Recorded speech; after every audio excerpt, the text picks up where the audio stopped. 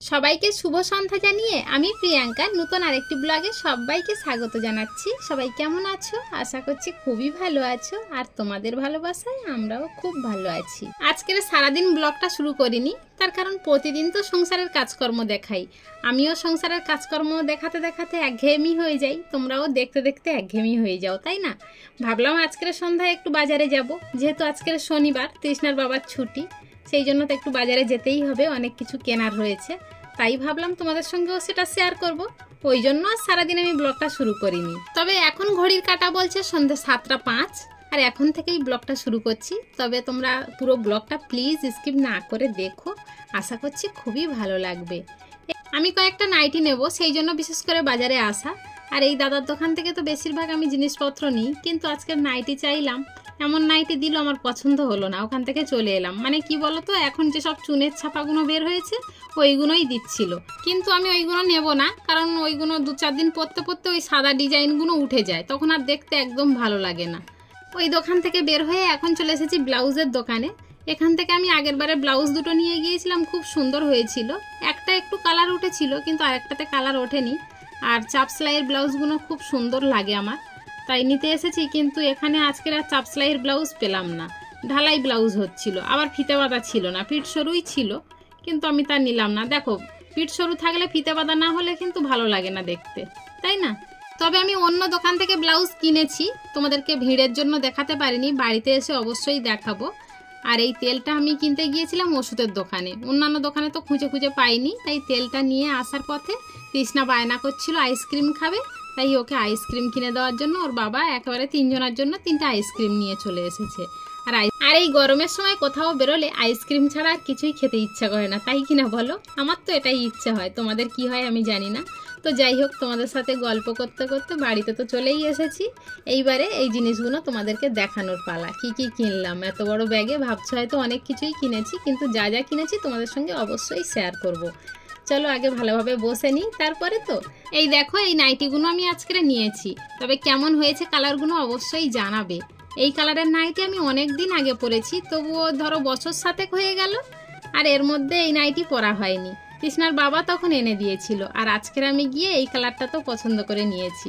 তবে কালারগুলো তোমাদের কেমন লাগলো অবশ্যই একটু জানিও। আর আমি তো গরমের সময় গোলগলা ছাড়া পরি না, তাই 3টে সব গোলগলাই নিয়ে এসেছি। আমি যখন নাইটি কিনতে যাই তখন 2-3টে একসাথে নিয়ে আসি, কেননা বারে বারে তো বাজারে যাওয়া হয় না, আর 2-3টে একসাথে নিয়ে এলে বছর 1.5-2 করে আমার হয়ে যায়। আর তোমাদেরকে একটু আগে বললাম না, আমি দোকানে চাপ সেলাইয়ের ব্লাউজ খুঁজছিলাম, একটা দোকানে তো পাইনি, অন্য দোকান থেকে এই চাপ সেলাইয়ের ব্লাউজ নিয়ে এসেছি 2টো, কিন্তু বড় সাইজ, 34 সাইজ। আমার তো এত বড় সাইজ নিলে একটু বেশি মারতে হবে, কিন্তু তাও অন্য দোকানে পাচ্ছিলাম না বলে এই 2টো আমি বাধ্য হয়ে নিয়ে এসেছি। তবে কালার 2টো তো আমার খুব মিষ্টি লেগেছে, তোমাদের কেমন লেগেছে জানি না। আর একটু পিঠ সরু নিয়েছি গরমের সময় পরার জন্য।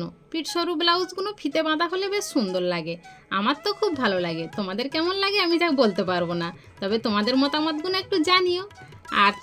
আর আজকের তৃষ্ণার জন্য আমি কিছু কিনিনি, তার কারণ আমি যে জামা চাচ্ছিলাম সেই জামা আমি পাইনি। তবে একটা দোকানে বলে এসেছি, ওরা 1 সপ্তাহ পরে দেবে, তাই তখন গিয়ে আনতে হবে। মানে আমি চাইছিলাম ফিতে বাঁধা একটু বাটি প্রিন্টের ফ্রক জামা হবে, সেই জামাই ওকে দেবো, কেননা অন্যান্য জামা তো গরমে পরতে পারে না, সেটাই ভেবেছিলাম।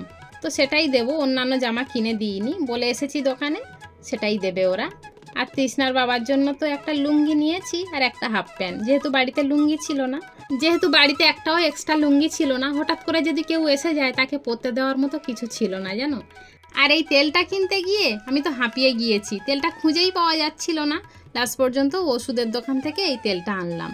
তবে চুলটা তো প্রচণ্ড পরিমাণে উঠে যাচ্ছে, এত পরিমাণে উঠছে সে তোমাদেরকে বোঝাতে পারবো না। যদি 1 মাস এইরকম চুল ওঠে তাহলে মনে হয় আমার মাথায় আর কিছু থাকবে না।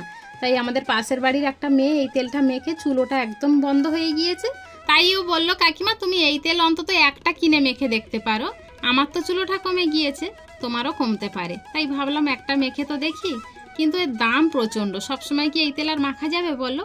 60 ml এর দাম আমার 770 টাকা নিয়েছে। ভেবেছিলাম একটা বাংলাদেশের শাড়ি কিনবো, বাংলাদেশের শাড়িগুলো না ভীষণ সুন্দর লাগছিল, কি সুন্দর নরম, দেখলেই মনে হবে সিল্কের, কিন্তু না গো, সিল্কের নয়, ওগুলো পুরো সুতির শাড়ি। তবে কি করব, কোন দিকে যাব, এদিকে শাড়ি কিনলে ওদিকে তেল কেনা হবে না, তাই শাড়িটা আর কিনলাম না। ভাবলাম যে তেলটা কিনে নিই, পরে শাড়ি কিনে নেব। এই ভেবেই তেলটা কিনে আনলাম। কিন্তু জানো, আমার চুলটারে আমি খুব ভালোবাসি, কিন্তু এত পরিমাণে কেন চুল উঠে যাচ্ছে কিছু বুঝতে পারছি না। এখন আমার মাথায় সব মিলিয়ে যা চুল আছে, আগে 2 ভাগ করলে এক একটা ভাগে অত করেই চুল হতো জানো, কিন্তু সব উঠে গিয়ে এখন অবশেষে এইটুখানিই রয়েছে। আর এটুখানিও যদি না থাকে আর দেখতে ভালো লাগে বলো? মেয়েদের চুলেই শোভা লাগে, তাই না? তাহলে চলো, আজকের ব্লগটা আর বেশি বাড়াচ্ছি না, এখানেই শেষ করছি। দেখা হচ্ছে নতুন আরেকটি দিনে নতুন আরেকটি ব্লগের সাথে। ততক্ষণ পর্যন্ত সবাই ভালো থেকো, সুস্থ থেকো আর অলওয়েজ হ্যাপি থেকো। আর হ্যাঁ, আমায় মনে রেখো। আর ব্লগটা কেমন হলো অবশ্যই কমেন্টে জানাতে ভুলো না কিন্তু। আবারও বলছি, এই প্রচণ্ড গরমে সবাই ভালো থেকো, সুস্থ থেকো। টাটা সবাইকে।